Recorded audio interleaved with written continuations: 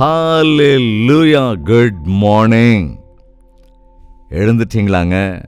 நல்லா இருக்கீங்களா? சந்தோஷமா இருக்கீங்களா? வாருங்கள், தேவனுடைய வார்த்தைகளை தியானிக்கலாம். ஜெபத்தோடு கூட. பரிசுத்தமுள்ள பிதாவே, நன்றி ராஜா. மோடே கூட ஆரம்பிக்கப்படுகிற எல்லாமே ஆசீர்வதிக்கப்படும் என்ற விசுவாசத்தில் ஒவ்வொரு நாளையும் உம்முடைய வார்த்தைகளை கொண்டு எங்கள் வாழ்க்கையை ஆரம்பிக்க வேண்டும் என்று நாங்கள் விரும்புகிறோம். இப்படி ஆசையோடும் ஆவலோடும் நாங்கள் காத்து கொண்டிருக்கும் போது இந்த வேளையை ஆசீர்வதித்து எங்கள் எல்லோருடைய இருதயங்களையும் திருப்திப்படுத்த வேண்டும் என்று கிறிஸ்துவின் நாமத்தில் வேண்டிக் கொள்கிறோம் பிதாவே, ஆமேன். தேவனுக்கு ஸ்தோத்திரம். எங்கிருந்து நீங்க நிகழ்ச்சியை பார்க்குறீங்க? நீங்க கனெக்ட் ஆயிருக்கீங்க, நன்றி. தினந்தோறும் பார்க்கிறோம் அப்படின்னு உங்கள சிலர் தொடர்ந்து எங்களுக்கு தெரிவிக்கிறீங்க. அதற்காக நான் தேவனை துதிக்கிறேன். சிலராவது ரியாக்ட் பண்றீங்களே. சரி, அப்பப்பவாவது நிறைய வேலை இருக்கு. இன்னைக்கு நிறைய பேருக்கு எந்த பக்கம் அந்த பக்கம் திரும்ப முடியாம பிஸி ஸ்கெட்யூல் ஒரு வேலை இருப்பீங்கல்ல. ஏன்னா லாக்டவுன் காலம் மாதிரி இது இல்லையே. வேலைகள் அதே போல புது புது முயற்சிகளை எல்லோரும் எப்போதும் செஞ்சுக்கிட்டே இருப்பீங்க. ஆனால் இப்படி எது இருந்தாலும் இயேசுவின் சந்நிதி இல்லாவிட்டால், அவருக்கு தர வேண்டிய நேரத்தை தராவிட்டால் நமக்கு எதுவுமே ஆசீர்வாதமா இருக்காதுங்க. எனவே கொஞ்ச நேரத்தை ஆண்டவருக்காக நாம் ஒதுக்கி வைத்துக் கொண்டு அவரோடு கூட ஐக்கியப்பட வேண்டும். அதோடு கூட உங்கள் பெயர் விவரங்களை லைவ் சாட்டில் வந்து டைப் பண்ணிக்கிட்டே இருங்க. அனுதின தியானத்தை பார்ப்பது மாத்திரமல்ல, உங்களுடைய ஃபீட்பேக்கையும் எங்களுக்கு தெரிவிக்கும்படி கேட்டுக்கொள்கிறேன். எனவே கெட் டுகெதர் மீட்டிங்ஸ்க்காக தவறாமல் ஜெபியுங்கள், தொடர்ந்து ஜெபியுங்கள். நம்முடைய தேசத்திலும் கூட நார்த் இந்தியாவில் டெல்லி, மும்பை ஆகிய இடங்களில் தேவனுடைய சித்தத்தின்படி சில மீட்டிங்ஸை ஏற்பாடு செய்து நடத்தி வந்திருக்கிறோம். தொடர்ந்து வெளிநாடுகளிலிருந்தும் அநேக அழைப்புகள் நமக்கு வந்து கொண்டே இருக்கிறது. எல்லாவற்றுக்குமாக நான் தேவனை துதிக்கின்றேன். அதேபோல இந்த ஊழியங்களுக்காக ஜெபிக்கிறோம் என்று சொல்லுகிறவர்களுக்கும் நன்றி சொல்லுகிறேன். உங்களுக்காக ஆண்டவரை துதிக்கிறேன். இன்று தேவனுடைய வார்த்தையை நாம் வாசிக்கும் போது, தேவனுடைய வார்த்தை என்பது சிலருக்கு மாத்திரம் இல்லைங்க, எல்லாருக்குமானது. தேவன் எல்லோருக்குமானவர் இல்லையா? அவர் எல்லோரையும் நேசிக்கிறார். கவனிங்க, இயேசு கிறிஸ்து எல்லோருக்குமே ஆண்டவர் தான். இந்நாட்கள்ல நாம அநேக வேளைகள்ல இது நம்முடைய தேவன், அது அவங்களுடைய தெய்வம் என்பதை போல அவங்க வேற நாம வேற என்று மனிதர்களை வேறுபிரித்துக் கொண்டே இருக்கிறோம். அது மாத்திரம் இல்லைங்க, கிறிஸ்தவர்கள்ல கூட இன்னைக்கு நிறைய பேர் நீங்க எந்த டினாமினேஷன் அப்படின்னு எல்லாம் கேட்க ஆரம்பிச்சிட்டாங்க. இந்த டினாமினேஷன் ஃபீலிங் எல்லாம் நம்ம ஊர்ல இல்ல நம்ம தேசத்துல இந்த ஜாதி மத பேதத்தை போல இந்த கிறிஸ்தவ சமூகத்துல இந்த மாதிரி பேதங்கள் இன்னைக்கு அதிகமாயிடுச்சு. ஆனால் நம்முடைய ஆண்டவர் எல்லோருக்குமான ஆண்டவர். அதே போல கொரிந்து சபை கூடிய போது நல்லா கவனிக்கணும். நீங்கள் என்ன செய்து கொண்டிருக்கிறீர்கள்? பவுலா உங்களுக்காக ரத்தம் சிந்தி இருக்கிறான். பவுலா உங்களுக்காக சிலுவையில் அறையப்பட்டான். உங்களை ரட்சிக்கிறவர் ஆண்டவராக இயேசு கிறிஸ்துவல்லவா? ஒருவன் பவுலை சார்ந்தவன் என்றும் அப்பல்லோவை சார்ந்தவன் என்றும் இன்னும் கேபாவை சார்ந்தவன் என்றும் நீங்கள் சொல்லிக் கொள்ளுகிறீர்களே. கிறிஸ்து பிரிந்திருக்கிறவர் அல்ல, அவர் எல்லோருக்குமானவர். உனக்கும் எனக்கும், நல்லவர்களுக்கும் கெட்டவர்களுக்கும் எல்லோருக்கும் அவர் ஆண்டவர் தான். 145வது சங்கீதத்தை வாசித்தால் சில விஷயங்கள் ரொம்ப ஆச்சரியமா இருக்கும். அநேக முறை இந்த சங்கீதத்தை வாசித்திருக்கிறேன். ஆனால் இந்த வார்த்தையின் இருதயத்தை பற்றி கொண்டது நாம் பாரத்தோடு எல்லோருக்காகவும் ஜெபிக்க வேண்டும் என்று தேவன் தெரியப்படுத்துகிறார். எல்லோரையும் நேசிக்கிற தேவன் இருக்கிறார் என்கிற விஷயத்தை எல்லோருக்கும் நாம் தெரியப்படுத்த வேண்டியது அவசியம். இந்த கடமை ஆண்டவரை அறிந்திருக்கிற நம் மீது இருக்கிறது. 145வது சங்கீதம் 14ஆம் வசனம். கர்த்தர் விழுகிற யாவரையும் தாங்கி. தேவனாகிய கர்த்தர் விழுகிற யாவரையும் தாங்குகிறாராம். சாதாரணமா வேற யாராவது சரிக்கு விழுந்துக்கிட்டாங்கன்னா நாம கேலி பண்ணுவோம். ஆனா நம்ம பிள்ளைங்க விழுந்துட்டா ஓடோடி பார்த்துக்குவோம் இல்லையா? அது வேற யாராவதுக்கு நடந்தா நம்ம விந்தையா பார்ப்போம். ஆனா நமக்கே அது நடக்கும் போதுதான் அதை பரபரப்போட நாம அணுகுவோம். ஆனால் ஆண்டவராகிய இயேசு விழுந்து போகிற எல்லோரையும், அவரை பரியாசம் பண்ணினவர்கள், அவரை இம்சித்தவர்கள், அவரை சிறைபிடிக்க வந்த சேவகர்கள் கூட இயேசுவை கைது செய்ய வந்தபோது பேதுரு வாளை எடுத்து அவருடைய காதை வெட்டி விடுகிறார். அருமையா வெட்டின பேதுரு அப்படின்னு பாராட்டலங்க. ஆண்டவர் உடனே அறுபட்டு விழுந்த அந்த செவியை எடுத்து அவனுக்கு அதை ஒட்ட வைத்து, பேதுரு வாளை எடுக்கிறவன் வாளினால் தான் சாவான், உன் வாளை உரையிலே போடு என்று சத்துருவையும் கூட நேசித்து, சத்துருவை கூட சுகப்படுத்தி. உண்மைதாங்க, இயேசு கிறிஸ்து எங்களை சுகப்படுத்தினார் என்று ஆண்டவரை அறியாதவர்கள் கூட இன்னைக்கு சொல்றாங்க. ஆண்டவராகிய இயேசு சொஸ்தமாக்குகிறவர், நன்மை செய்கிறவர், எழுப்புகிறவர், ஆசீர்வதிக்கின்றவர், உயர்த்துகிறவர் என்றால் கேட்கறதில்லையே. கவனிங்க, யாரா இருந்தாலும் இயேசுவே என்றால் அவருடைய நாமத்திலேயே ஒரு வல்லமை இருக்குங்க. அவர் எல்லாருக்காகவும் ஒரே தரம் சிலுவையிலே மரித்தார். உலகத்தின் பாவத்தை சுமந்து தீர்க்கிற தேவ ஆட்டுக்குட்டியானவர் என்று அழைக்கப்பட்டவர். யாருடைய பாவங்களை? ஒருத்தர் 2 பேர் இல்லை, ஒரு பாஷை பேசுவோர் இல்லை, ஒரு தேசத்தை சார்ந்தவர்கள் அல்ல, உலகத்தின் பாவத்தை. தேவன் இந்த உலகத்தை எவ்வளவோ நேசித்ததால் தான் தம்முடைய ஒரே பேரான குமாரனை தந்தருளினார், ஒருவரும் அழிந்து போகக்கூடாது என்று தானே. எவ்வளவு அற்புதமான தேவன் சொல்லுகிறார், விழுந்து போகிற யாவரையும் தாங்குவேன் என்று. நீங்கள் விசுவாசிகளா? விழுந்து போயிருக்கீங்களா? விசுவாசத்தில் விழுந்து போயிட்டேன்னு சில பேர் சொல்லுவாங்க.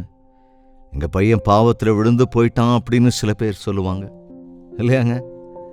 அந்த பையன்கிட்ட என் பொண்ணு விழுந்துட்டான், அந்த பொண்ணுகிட்ட என் பையன் விழுந்துட்டான் அப்படின்னு பெருமையாக கூட சிலர் இன்னைக்கு பேசிக்கிறாங்க. கவனிங்க, எதில் விழுந்தாலும், எதிலே கட்டப்பட்டு கிடந்தாலும், எந்த பிரச்சனைகளுக்குள்ளே நீங்கள் மாட்டிக்கொண்டிருந்தாலும் விடுவிக்கின்ற ஆண்டவர் இருக்கிறார். என்ன பண்ண சொல்ற, எனக்கு என்ன தேவை என்று அலட்சியம் நம்ம ஆண்டவரிடத்தில் இல்லவே இல்லைங்க. விழுந்து போகிறவர்களை யாவரையும் அவர் எழுப்புகின்றவர். மடங்கடிக்கப்பட்ட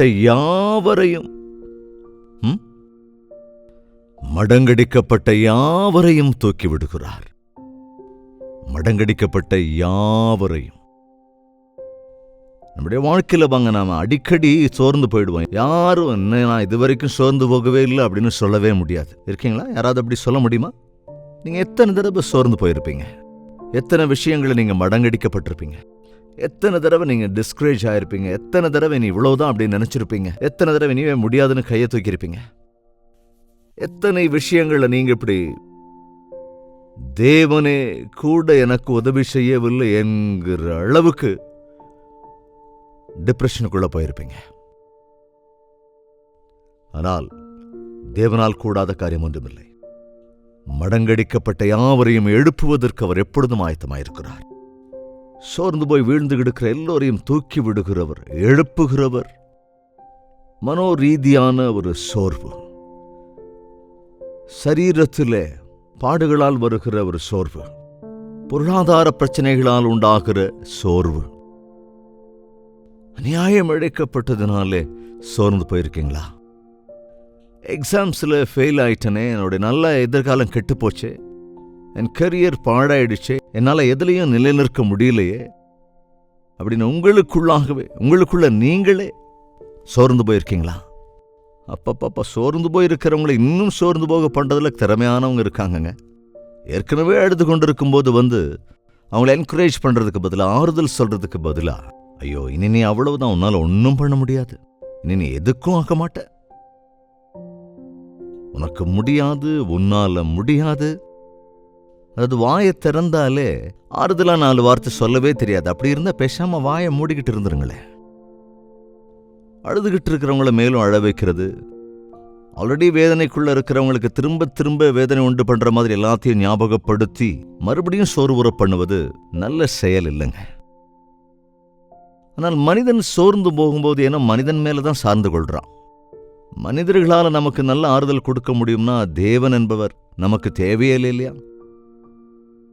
சோர்ந்து போயிருக்கிறவனுக்கு எப்படி ஆறுதல் தர முடியும்? ஏற்கனவே உன் பிரச்சனைக்குள்ள நீ தவிச்சுக்கிட்டு இருக்கும்போது இன்னொருத்தர் பிரச்சனைக்குள்ளால எப்படி தீர்வு தர முடியும்? ஆனால் நம்ம ஆண்டவர் பரத்திலிருந்து வந்தவர், பாவத்தை அறியாதவர், ஆனால் எல்லா விஷயங்களிலும் சோதிக்கப்பட்டு நம்மைப் போலவே சோதிக்கப்பட்டவற்றை வென்றெடுத்தவர், நமக்கு ஆறுதலை தரக்கூடிய வல்லமையுள்ளவர்.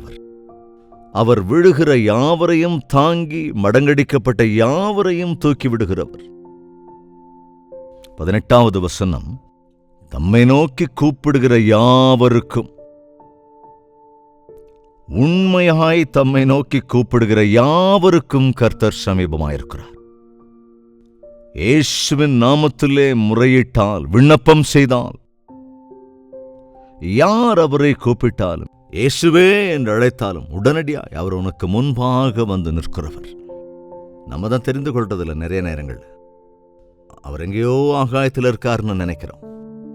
ஆனால் நீ உன் பாடுகளிலே அவரை கூப்பிடுவாய் என்றால், உன் வேதனைகளின் மத்தியில் அவரை கூப்பிடுவாய் என்றால், உன் சிரமத்தின் மத்தியில் அவரை கூப்பிடுவாய் என்றால், உன் பாவங்களுக்காக மனஸ்தாபப்பட்டு அறிக்கை செய்வாய் என்றால், நறுங்குண்ட இருதயத்தோடு கூட நீ தேவனிடத்திலே ஜெபித்து கூப்பிடுவாய் என்றால், உனக்கு ஆறுதல் தருவதற்கு உன்னோடே கூட வந்து வாசம் பண்ணுவேன் என்கிறவர். தம்மை நோக்கி கூப்பிடுகிற யாவருக்கும், உண்மையாய் தம்மை நோக்கி கூப்பிடுகிற யாவருக்கும் அவர் சமீபமாயிருக்கிறவர். எவ்வளவு நல்லா இருக்கு பாருங்க.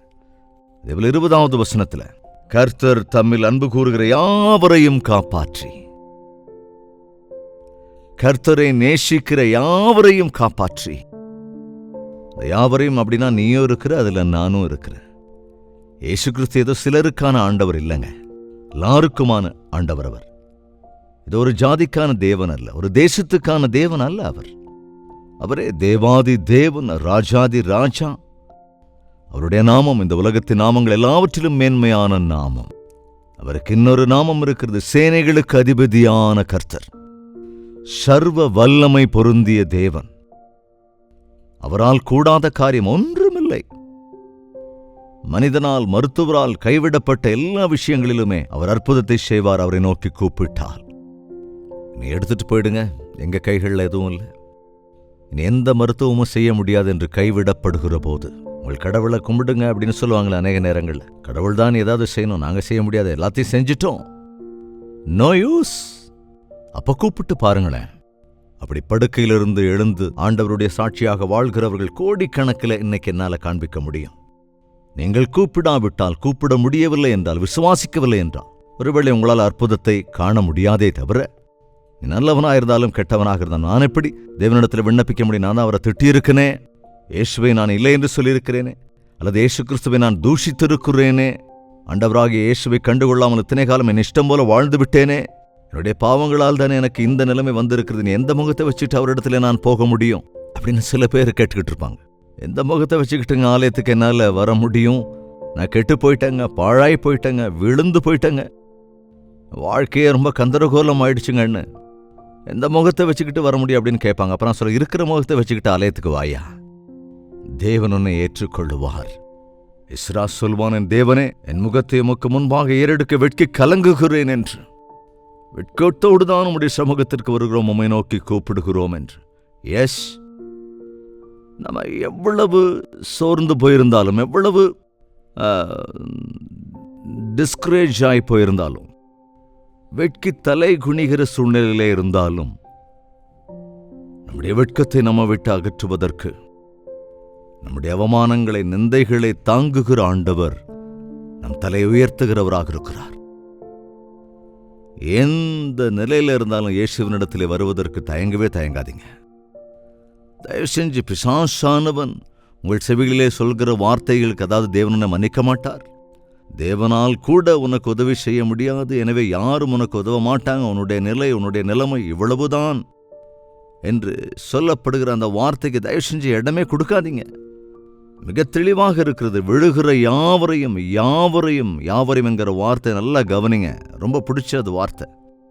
யாவரையும், கருப்பினத்தோர், வெள்ளையினத்தோர், அல்லது மாநிலத்தில் இருக்கிற நாம, உயரமானவங்க, குள்ளவங்க, படித்தவங்க, படிக்காதவங்க, தெலுங்கு பேசுறவங்க, தமிழ் பேசுறவங்க, எந்த நாடா இருந்தாலும், எந்த பாஷை பேசினாலும், என்ன ஜாதியா இருந்தாலும், மலை ஜாதியா இருந்தாலும் கூட, யாவரையும் அவர் தூக்குகிறவராக இருக்கிறார். யாராக இருந்தாலும் சரி, அவருடைய கரம் எல்லோரையும் தொடுகிறதா இருக்கிறது. கவனிங்க, உனக்கு என்ன குறைவு இருந்தாலும் இயேசுவினிடத்திலே முறையீடு, இயேசுவின் நாமத்திலே நீ கேட்டுப்பார். அவர் உனக்கு சமீபமாயிருக்கிறவர். அவரிடத்தில் அன்பு கூறு, உன்னை காப்பாற்றுவார். கண்ணின் மணியையுமே காப்பது போல காப்பார். நீ விழுந்து விட்டால் சோர்ந்து போயிடாத, அவரை நோக்கி கூப்பிடு, எழுப்பி விடுவார். நீ சோர்ந்து போயிருப்பா என்றால், போதை வஸ்துக்களை எடுத்துக்கொண்டோ அல்லது மனிதர்களிடத்திலிருந்து ஆறுதலை எதிர்பார்த்தோ இருக்காது. அதேபோல பாருங்க 16வது வசனத்துல, நீர் உமது கையை திறந்து சகல பிராணிகளின் வாஞ்சையும் திருப்தியாக்குகிறீர். கை அப்படிங்கிறது எவ்வளவு சின்னது. ஒரு கை சோறு குடியா, ஒரு கை சாப்பாடு கொடுக்க முடியுமா என்று யாசிக்கிறவர்கள் அப்படித்தானே கேட்பாங்க இல்லையாங்க? ஆனால் அவர் தம்முடைய கையை திறப்பார் என்றால், ஒரு கை அளவு கொடுப்பார் என்றால், சகல பிராணிகளின் வாஞ்சையும் திருப்தியாகிவிடும். அப்பேற்பட்ட தேவன் அவர். அவர் தம்முடைய கரங்களை நீட்டுவார் என்றால் எல்லோருடைய தேவைகளும் ஒரு நொடியில அப்படியே தீர்ந்து போயிடுங்க. அவ்வளவு அற்புதமான தேவன் நம்முடைய இயேசு. நம்புங்க, எல்லா விஷயங்களிலுமே, எல்லா நேரங்களிலுமே உன்னை நேசிக்கிற தேவன் இருக்கிறார், உன்னை விடுவிக்கிற ஆண்டவர் இருக்கிறார் என்பதை மறந்துடாதீங்க. ஜெபிக்கலாமா? பரிசுத்தமும் அன்பும் நிறைந்த பிதாவே, மனிதர்களை நம்பி ஏமாந்திருக்கிறோம். இந்த உலகத்தை நம்பி நம்பி நஷ்டமடைந்திருக்கிறோம். எங்களை நாங்களே நம்பி ஒன்றுமில்லாதவர்களாய் நிற்கிறோம். என்னையும் கூட நேசிக்கிற தேவன் இருக்கிறார். நான் எவ்வளவு தூரம் போனாலும் எனக்காக காத்திருக்கிற கிறிஸ்து இருக்கிறார் என்று மற்றொரு விஷயம் எங்களுக்கு நினைவுபடுத்தி இருக்கிறேன். விழுந்த நிலைமையிலிருந்து உம்மை நோக்கி கூப்பிட்டு உம்மால் எழுப்பப்படும்படிக்கு, சோர்ந்த வேளையிலே உம்மை நோக்கி கூப்பிட்டு உம்மிடத்திலிருந்து ஆறுதலை பெற்றுக் கொள்வதற்கு, எங்கள் பாடுகளிலே, சிரமங்களிலே, அவமானங்களிலே, நிந்தையிலே உம்மை உண்மையாய் நோக்கி கூப்பிட்டு நீர் எங்களுக்கு சமீபமாயிருக்கிறீர் என்பதை விசுவாசித்து ஆறுதலை பெற்றுக் கொண்டபடி உம்முடைய நன்மைகளை பெற்றுக் கொள்வதற்கு சகாயம் செய்ய வேண்டும் என்று, இந்த உலகத்தை அல்ல உம்மையே நேசிக்கிறதற்கு, எங்களுக்காக ஜீவனையே தருகிற அளவுக்கு நேசித்த இயேசுவை நான் நேசித்து உம்மால் காப்பாற்றப்படுவதற்கும், நித்திய நரகத்திலிருந்து நாங்கள் தப்புவிக்கப்படுகிறதற்கும், உம்முடைய ராஜ்யத்தின் வாரிசுகளாக ஆவதற்கும் இந்த லைவில் பார்த்து கொண்டிருக்கிற ஒவ்வொரு பிள்ளைகளுக்கும் நீர் சகாயமருள வேண்டும் என்று கிறிஸ்துவின் நாமத்தில் வேண்டிக் கொள்கிறோம் பிதாவே. ஆமென். நம்முடைய கர்த்தராகிய இயேசு கிறிஸ்துவினுடைய கிருபையும் பிதாவாகிய தேவனுடைய அன்பும் பரிசுத்தாவின் அந்யோன்ய ஐக்கியமும் சந்தோஷமும் சமாதானமும் தனுதின தியானத்தில் ஒருமனப்பட்டிருக்கிறோம் யாவருக்கும் என்றும் சதா காலங்களிலும் துணையாயிருப்பதாக. ஆமென். தேவனுக்கு ஸ்தோத்திரம். உங்கள் ஜெப தேவைகள் பாரங்களை அவ்வப்பொழுது எங்களுக்கு தெரிவியுங்கள். ஸ்கிரீனிலே ஃபோன் நம்பர் தரப்பட்டிருக்கிறது. 8939801234 என்ற நம்பருக்கும், வெளிநாடுகளில் இருப்போர் 91001008 என்ற நம்பருக்கும் ஒரு டெக்ஸ்ட் அல்லது வாய்ஸ் மெசேஜ் மூலமாக உங்கள் ஜெப தேவைகளை அனுப்பி வையுங்கள். அதேபோல் யூடியூப்ல, ஃபேஸ்புக்கில், இன்ஸ்டாகிராமில், ட்விட்டரில் அநேக ஷார்ட் மெசேஜஸ், வாக்குத்தத்தங்கள், பாடல்களை உங்களுக்காக தொடர்ந்து நாங்கள் போஸ்ட் பண்ணி கொண்டிருக்கிறோம். பாருங்கள். எங்கள் ஆவிக்குரிய வாழ்க்கையில் பலப்பட்டால், தேவனுக்கு நெருக்கமானால் அதுவே எங்களுக்கு போதுமானது. உங்களுக்காக ஜெபிக்கிறோம். நீங்களும் இந்த ஊழியத்திற்காக ஜெபியுங்கள். தேவன் உங்கள் இருதயத்தில் ஏவினால் உங்கள் காணிக்கைகளை அனுப்பி இந்த ஊழியத்தை உற்சாகப்படுத்துங்கள். தேவனுக்கு சித்தமானால் நாளை இதே நேரம் இதே அனுதின தியானத்தில் சந்திக்கலாம். அது வரைக்கும் தேவனுடைய மகா கிருபை நம் யாவருக்கும் துணையாயிருப்பதாக.